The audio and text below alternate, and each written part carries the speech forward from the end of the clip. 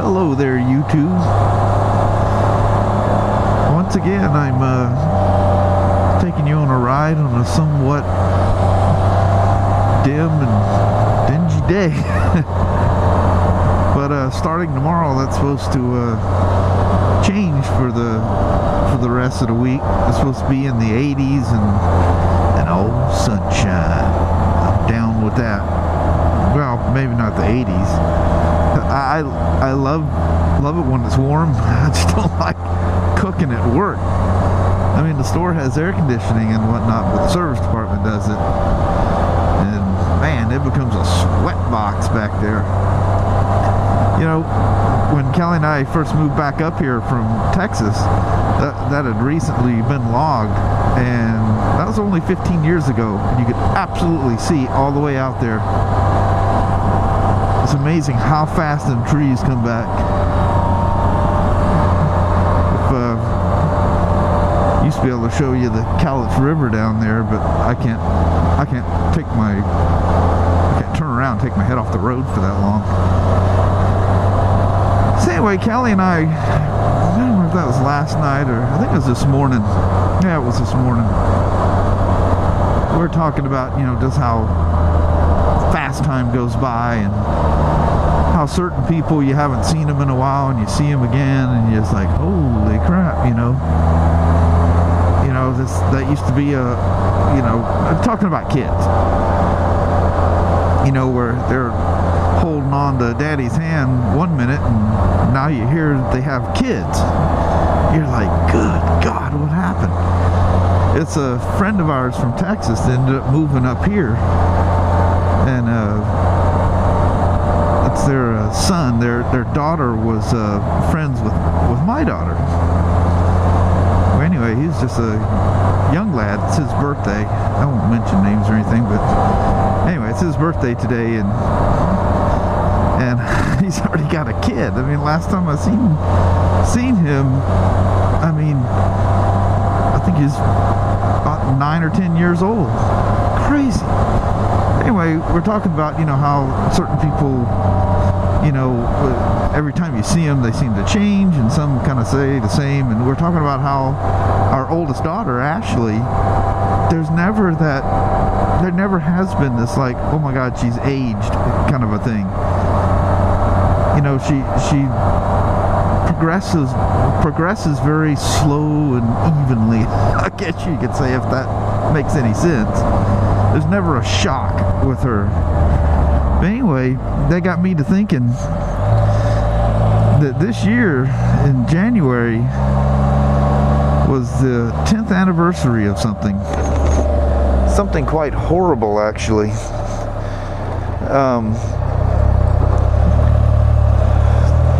So that would have been, you know, 05, obviously. Well, in 05, actually in 04,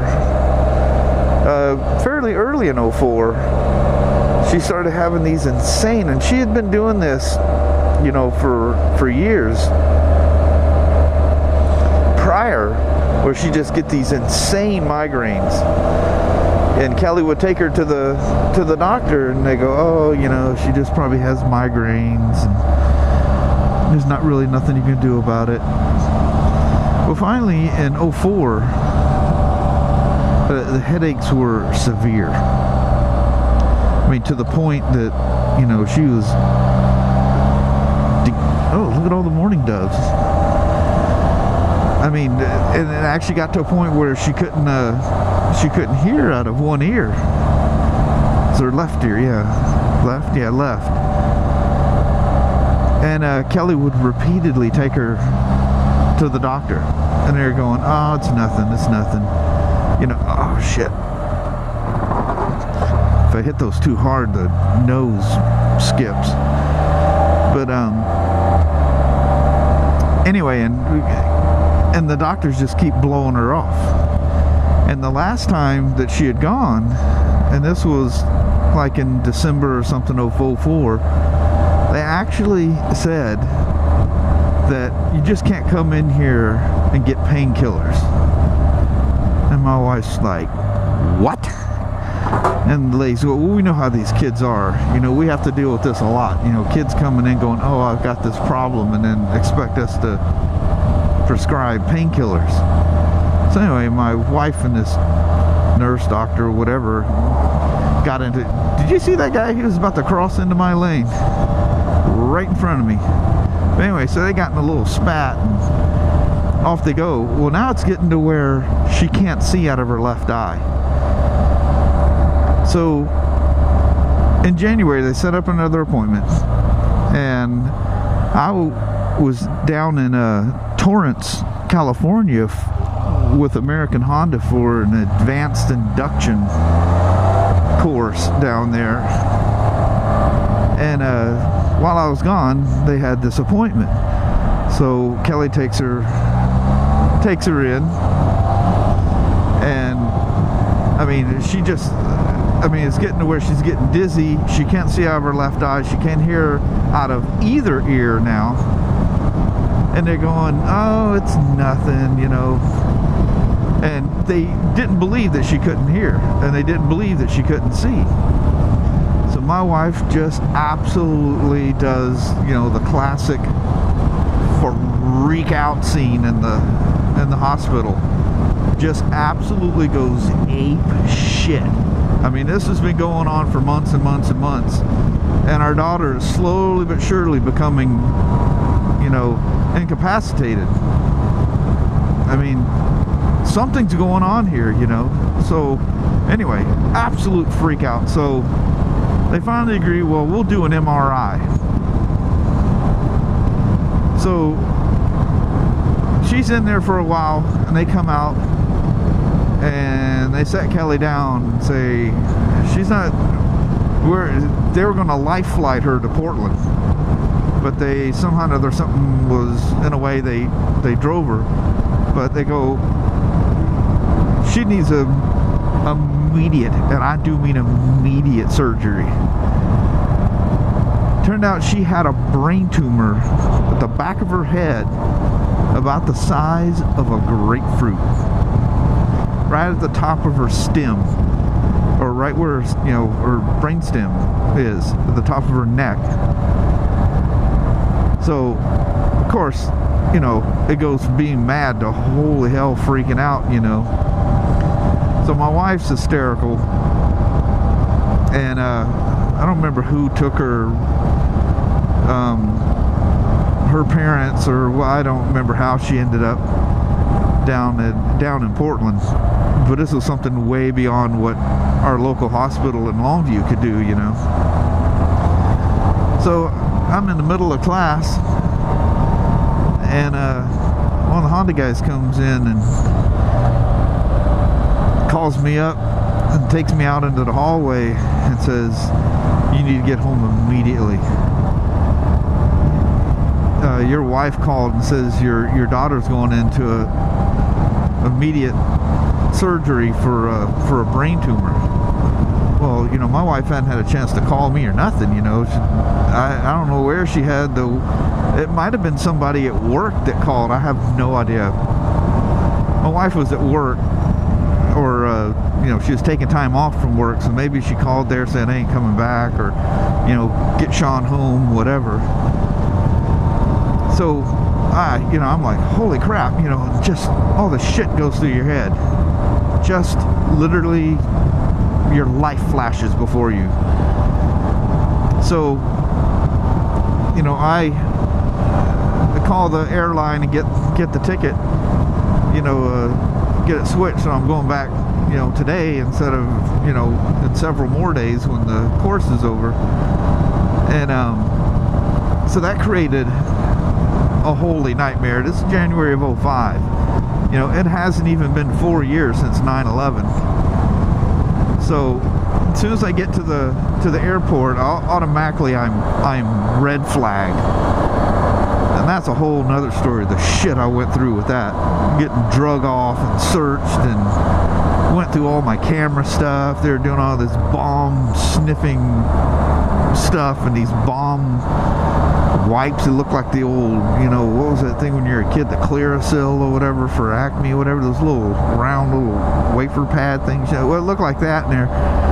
waving shit all around, getting all my camera shit wet, and stick it in a machine. Anyway, that's a whole, about to go there, but that's a whole nother story. So anyway, I finally get on the flight, barely made the flight because of these guys, and the TSA or whatever. And so anyway, I do make the flight, and I get back, and a couple of the gals from work were there at the airport waiting for me. So they drive me to the hospital there in Portland. The flight lands at PDX at Portland International Raceway. International Airport. Been around motorcycles too long. So anyway, they dragged me out to the hospital, and she was in surgery, and you know, Kelly's parents, I guess it was Kelly's parents, because Kelly's parents were there and all that stuff, and a whole bunch of friends and everything's there, and everybody's, I mean, literally, we filled up an entire waiting room in this huge Portland hospital.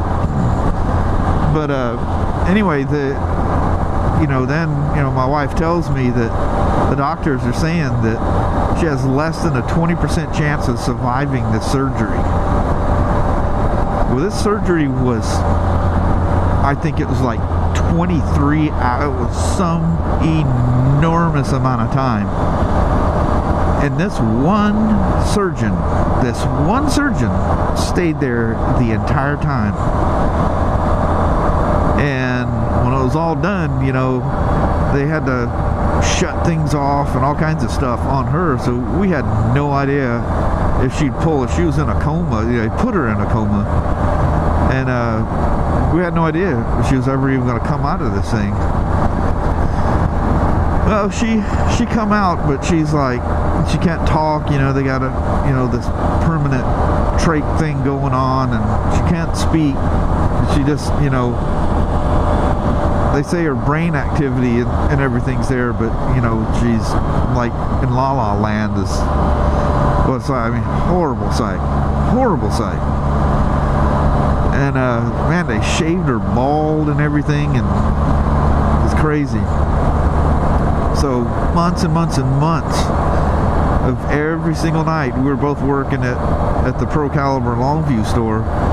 We would drive from the Longview store to Portland. We did that for like 3 months until she was finally released. And at the time when this happened, our first grandson was literally an infant.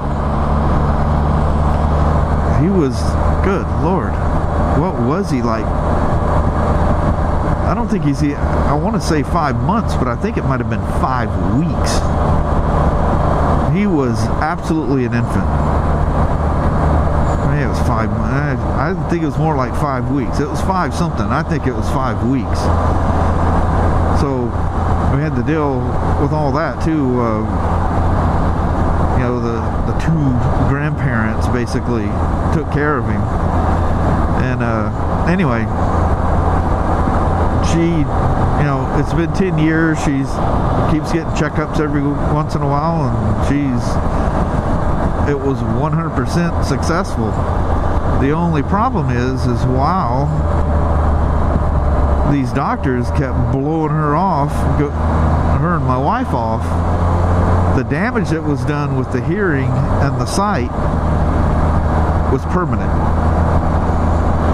So after the surgery, she lost 1/2 of a vocal cord. She had like no motor controls. It was just like she had a stroke, and everything on her left side shut off. She never got her sight back. She never got her hearing back. And she's learned to talk with basically with one vocal cord, essentially. You know, so she has a little bit of a different sound, but I mean, you would never, I don't know what you would think. It's hard to think from the outside looking in. nobody's like shocked by her or what's wrong with her or anything like that. She just has a different kind of a voice than what she had, you know, the kind of higher pitched girl sound. You know, it's still a girl sound, but it's a lower pitch, and I mean, she does absolutely fine. And you know, she doesn't have 100% control over her, you know, left hand and left leg, but she walks. I mean, literally walks for miles, and she does everything like nothing happened. She is, even with, you know, the slight disability she has, she is 100% functional in every way. And we've since now had, she's had a girl, and her little granddaughter. Oh God, she is so adorable and just so freaking cute. And but anyway, she took care of her, you know, from birth on, and took care of her older son. You know, she had a rough go of it. Don't let me paint a picture that she just popped out of the hospital and everything was fine. This took a long time. But I would say, you know, after probably a couple years, maybe a little bit more, she was the way she is now, and just totally functional, and just heart of gold, and everything's going great. She's happy, you know, she's engaged. She's the one I did the video of.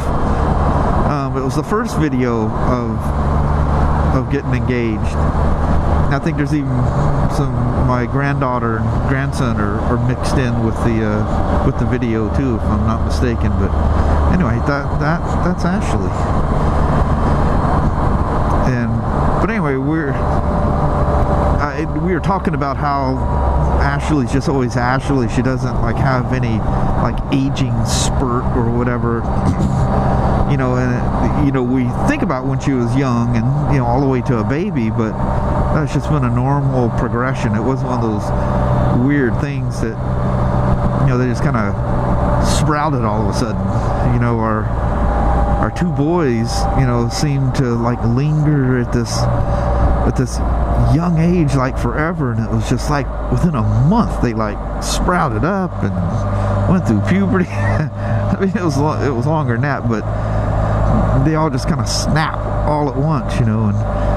And Christy, our second kid and youngest daughter, we had 2 girls and 2 boys.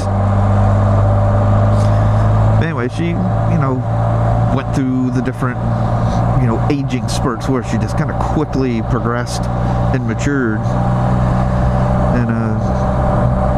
And just for some reason, Ashley's just always been Ashley. You know, obviously she's gotten older and whatnot, but so I was talking about that. I was thinking about it this morning, but I was bombing down the freeway and in a rush to get to work, and I was so early today. I mean, I was absolutely early today. Still, I end up clicking this thing in gear, running late. I don't know how I do it. It doesn't make any sense. Just off to my right here is where the north and south fork of the Toledo rivers, we can't see it now, but they merge together back over there. But actually take one of those roads by that store, Shell station I passed, and when you go to the left, you cross over. There's a bridge you cross, and that's the South Fork. Now, mud and stuff went down those, and ashy stuff, but it wasn't. I mean, it was just stuff that ran off of the mountain and shit that fell out of the air and stuff like that. It didn't have a lahar or anything go bombing down it or anything like that. But it melted, you know, it literally melted every glacier on the mountain when it went off. So that stuff ran down the south side. So you can look at areas of the South Fork of the Toledo. Of course, now it's kind of hard to tell, but you can tell, you know, muddy water came down it. was affected by the mountain, because when them glaciers melted, you know, that created a flood like no other. And actually, you can go up. This is the North Fork here, and this was just all mud, nasty old mud. And this road got covered up. This is part of the original road here. In fact, it's the original road up until you get to Kidd Valley, and you go past the A-frame and the Sasquatch, and you turn up. That's where it changes, and you go across that bridge where the sediment dam is. That's where it all changes. But how I can just like redirect. But anyway, us talking about that, and I was thinking about this morning, and I thought, well, you know, I'm not burnt out or whatever. I'll talk about this on the way back. But I've been thinking about this all day, is how, you know, the old saying, just don't take people, don't take things, don't take life, don't take anything for granted. You know, and we all get caught up, you know, God, I'm not saying I don't, because I absolutely do. But you get caught up in life and things, just get caught up in stuff, and you don't stop and think about the ones you love as much as you think you should. You never, when you stop and think about it, you never call them enough, visit them enough. You never do enough. And talking about Ashley, just, you know, that was such a tragic thing. I mean, I literally should be calling her every day. I should be driving up to Tacoma and seeing her every weekend. You know, you should still have that shock and gratefulness and gratitude that, you know, she survived all that, and that she's doing so well now, you know.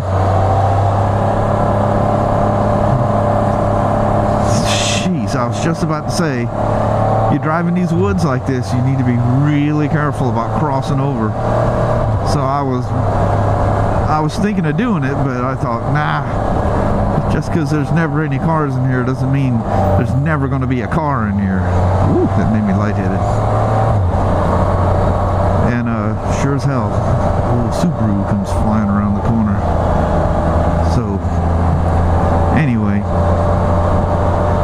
my thoughts were today is, you know, and you hear people say this, and people preach this, you know, don't take things for granted and stuff like that. And, you know, I'm saying it from a person that does take things for granted and get blindsided when shit goes sideways, you know. I'm one of these people that the writing's on the wall and I don't see it until, you know, the board springs up and smacks me square in the face, you know. But so that being said, I'm not preaching. I'm just making an observation that we really need to be thankful for, you know, things that we have, and people that care about us and our well-being, and just everyone's everything, you know.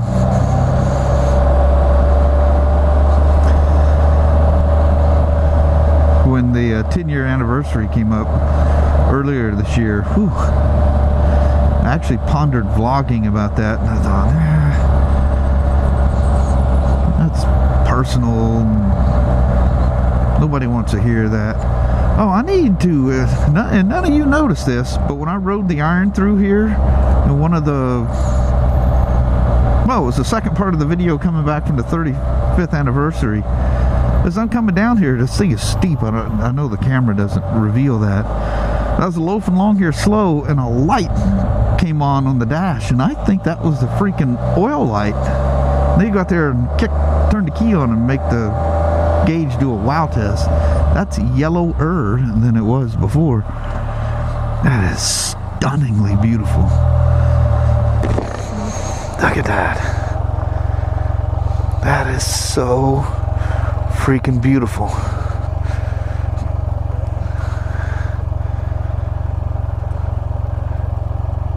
Too bad it's not bright sunshine. There's that house up there. It's a huge house. But they must be like these prepper type paranoid people or something. Because I'll stop there and take pictures. This old lady comes running out. How are you doing? Look, that's that bull. I mean, look at the ass on that bull. That bull does not have a cow's ass. It's got a full round ass. I literally thought that was a horse last time I came through here. Cows have a skinny butt.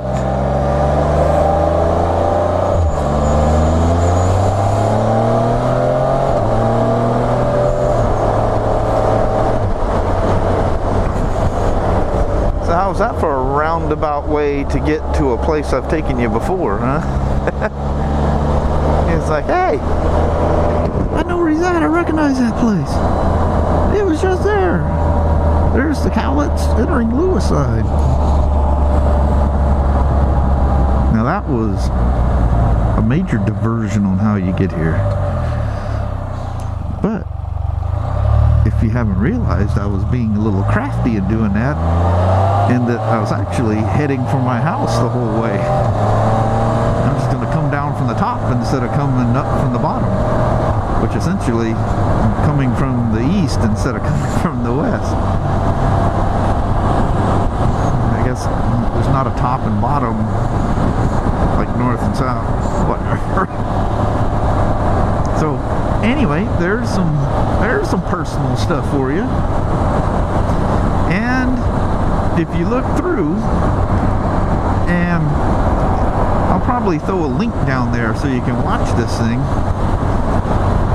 But one of the first few videos that I put on YouTube and left on YouTube, because I used to just put stuff up there for a little bit until I showed some people, you know, emailed links, whatever, and then I'd dump it. And if I'm not mistaken, didn't we have a certain amount of storage when YouTube first came out? Was that true? Or am I thinking of something completely different? Some other site or whatever. But anyway, it seems like I remember going, well, I've got too much stuff, and I would just delete things. I never, God, I should have left all that stuff up. And they were all such low, I mean, back then, everything was like 480p or less. And yeah, I remember most screens, or the average screen, no, by then they're kicking up quite a bit. But I would say probably the majority of people had an 800 by 600 pixel screen. You know, so a 480p video actually played quite well on there. So anyway, all these things are all low definition, taken with, you know, magnetic tape, you know, digital camcorder, you know, it was digitally recorded to a magnetic tape. The what the hell do they call those things? Super 8s or Mini 8s, or I don't know. I still have the camera. Anyway, I'll put a link down to the little. It's more of a pictorial thing with Ashley, and it kind of skips through the stages of it. My wife, to this day, can't watch it. So we set this thing up when she came home. Is when it was a couple years, or maybe a year later, or whatever it was some event or whatever, and I staged this thing, and I came in with my laptop. It was this old Dell I have that just, whoa, do you see that? I got a shimmy. It's got a rock in a tire. But hey, you get a rock in these tires and they'll stick for some reason. They'll throw one of your wheels out of balance, and all of a sudden it goes away and it stops. Look at these. Oh, somebody put them there. I was about to say, there's some rocks sitting there. But anyway, that video, I put that thing up, and we were all at Kelly's parents' house, my in-laws, and I played that thing, and oh my God, it had us all hysterical. But at the time, well, you know, if I watched that thing, all those memories. It's like, you know how your strongest sense of memory is it taste? No, smell. Because taste is related to smell. That's why taste is second to the strongest. And the sign had a reflection on it. The light was on that sign just right that it looked like the white strip of a cow, like a black cow with a white strip on its nose. But anyway, watching that thing will literally flood all those memories right back. Just the horror, and I mean, I just can't even, I'm sure you guys have, you know, a lot of you have gone through this with a loved one, a brother, sister, child, parent, whatever. But, you know, as our first child, you know, all our kids were healthy and happy, and this crap just comes up out of nowhere, and literally sitting there for a day. It's like 23 hours worth of surgery. So it was a whole day wondering, and then even when the surgery was done, they go, we don't know. We don't know. So I want to say it was like 48 hours when they come back and said, well, you know, she's got a pretty good chance of making it, or she has an average chance of making it. It just, this sinking, waiting for a doctor to come out any second and say they're sorry.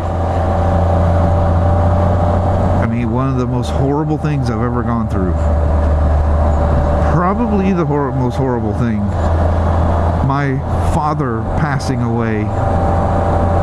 Well, I think the thing with my daughter, you know, and of course, you know, my grandparents and stuff, you get a thick skin for that thing, that type of thing after a while. But something about your kid, I mean, from literally, I was there when she was born to, you know, being 19 years old and having this happen to her was 19, yeah, 18, 19 years old, yeah, wasn't 19 yet, she was 18 and a half, yeah, literally 18 and a half, but, jeez. So, I didn't mean, if I did, hey, there's a guy on a Hogue going down there. It looks like an old chopper. I mean to have a downer. I hope I didn't depress you with this at all. If I did, let me, before I say goodbye here, she is absolutely fine. And here recently, had a checkup. There's no sign of any kind of cancer, nothing. She will live a long and fruitful life. Jeez. Healthy as can be. She's got her little limitations, but I'm telling you, that is no limitation. There's nothing. It does not affect her. She goes on and does everything that you and I do. Just perfectly fine. I know this is too far to see, but there's these beautiful, like, rays from heaven shining through the open pockets. That is cool as hell looking. Probably still can't see it. But anyway, hope that wasn't depressing. And I want to thank you guys immensely for watching on another dimly lit day. All the green doesn't pop. I apologize for that, but I want to thank you guys very much for watching and commenting and liking, and oh yeah, hit them damn like buttons, or even hit the dislike if you don't like it, but hit one or the other. My like and dislike thing is totally unproportionate to the views, so please do that. So thank you very much, and you guys have a wonderful day. I need to roll around and find the rock in my tire. So we'll talk to you guys later. We'll see ya. Bye bye now.